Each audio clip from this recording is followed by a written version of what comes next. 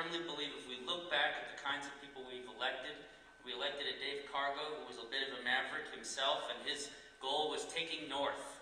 And that's a part of New Mexico that we all tend to ignore, and he did it. We elected an economics professor from New Mexico State, and we succeeded, and we elected a sort of a rogue contractor, and we were all thrilled to have him. If he were running today, he'd probably win in a second. And so I would ask you to look at me and my candidacy at turnerforgovernor.com. I've never done this before, and I believe I'm doing it for the right reasons. So thank you all for coming tonight. Thank you all for participating.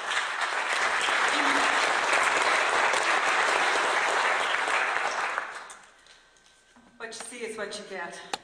I have a constituent meeting absolutely every Saturday because the smartest people I know happen to be constituents. It's you.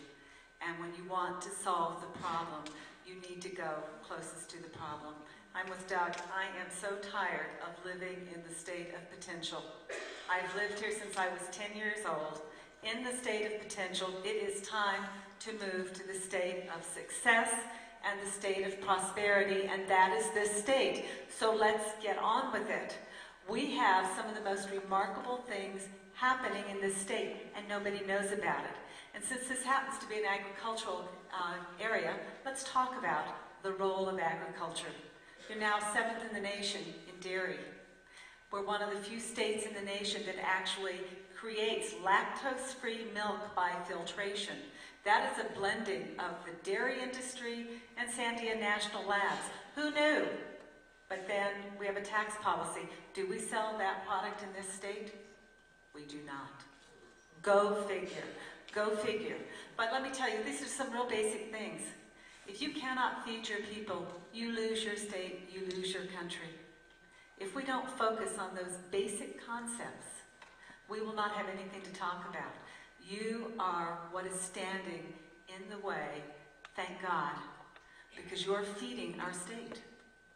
And we have to make sure that we are able to do that. So you may be worried about how little oil we're producing. I'm worried too. But I am much more worried about how much food we're importing from every place else in the world, when in fact we are able to produce it, we should produce it, and I'm counting on you. We can do this. I would like to be your governor.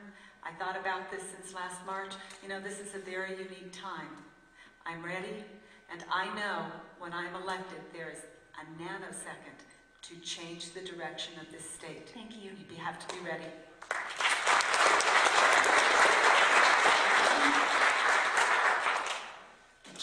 I ended my 5 minutes. I almost got my vision done, so I'm going to start over with my vision. You get off the airplane down in Phoenix, and you look around Phoenix, and you look at a bustling economy. And the reason I use Phoenix is because Arizona was admitted to the Union 4 months after New Mexico. And if you go back to 1912, we had far more infrastructure, a better economy than Arizona did. So what went wrong? A lot went wrong along the way. But the fact is, we're not dwelling on the problems. My vision is, if I'm your governor, after 8 years, I go home, but I leave behind a far better economy, a far broader public sector, a higher standard of living for all New Mexicans, a better education system, and a public safety system that makes everybody feel a little safe in their homes. That's what I intend to accomplish. How we get there is what we've got to do to achieve that vision. I can tell you, every candidate say, we're going to take Santa Fe back. And you know what I say? Yeah. What are you going to do when you get it? That's the key. It's who you elect as your governor who's going to have the ability and the capacity and the leadership to make the status quo bend to our will. And that's what's got to get done if we're going to affect the changes that all 5 of us up here talked about, and all 5 of us want, and you want. It's a time for leadership. It's an absolute time for leadership. I can tell you, let me finish a little bit about me. Never having run for political office. First, if this was a congeniality contest, ladies and gentlemen, I'd be coming in last place. congeniality to run and govern the state of New Mexico with difficult problems, a hole we're in, stop digging a hole, start filling it in, and it's going to take a little intensity in Santa Fe. And you know it, and I know it. So, when I tell people what I believe is important, you may not always agree with me, and I respect that. But I want you to know that when I tell you these things, I believe it. I'm not the kind of guy that says, I'm telling you what you want to hear. I don't operate like that. The other thing is, when I tell you I'm going to do something, I'm going to do it, or I'm going to die trying. Know that about me. And the last thing I want you to know about me, I've lived my 67 years on my word, and my word's my bond. I give you my word, I'm going to do it. Thank you very much.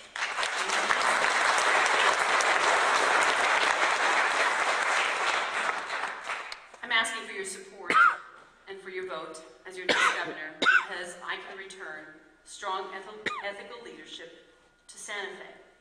And I don't just say I want to take Santa Fe back. I have a proven record of bringing ethical, strong leadership to Doña Ana County.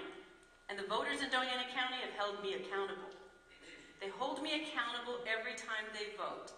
And they have returned me to Doña Ana County as their district attorney because I produce results. I've taken on corruption. I have a proven record of holding corrupt public officials accountable.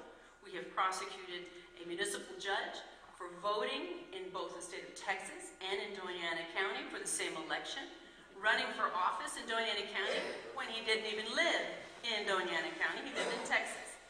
We prosecuted him, convicted him, and removed him from office. We prosecuted the county clerk for violating the election code, convicted him of 5 felony offenses.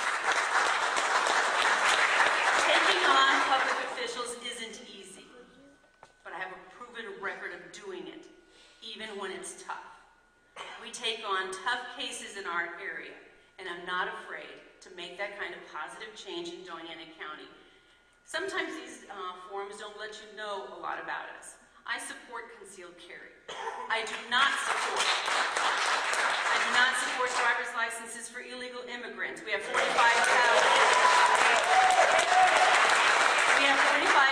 illegal immigrants who have driver's licenses right now. I do not intend to use my passport to get onto an airplane. I support the death penalty being returned. I support the death penalty being returned to our state of New Mexico. Marriage is only between a man and a woman, and we should not be wasting that. I am pro-life and voter ID. I show my ID every time I vote. And every time I show my ID, the first thing they do is say, "Why are you showing me your ID? You don't have to." I said, "So I can show you how easy that was."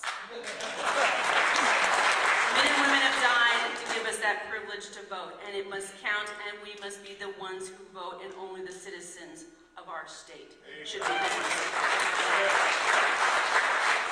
We must make sure that we turn New Mexico around.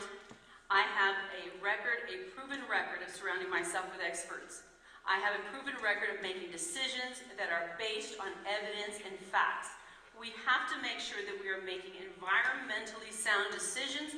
However, we must not cause any damage to our economy, and that's where we have lost our way. Corruption must be taken away, and it must be taken away from our state government, but we have to make sure that we bring together our economy, our education, our kids, make sure that we are making decisions that are positive for you. Thank you.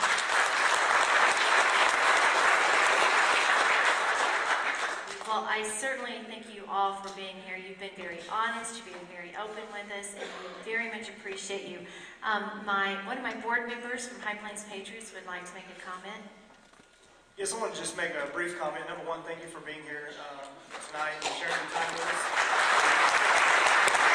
It's greatly appreciated.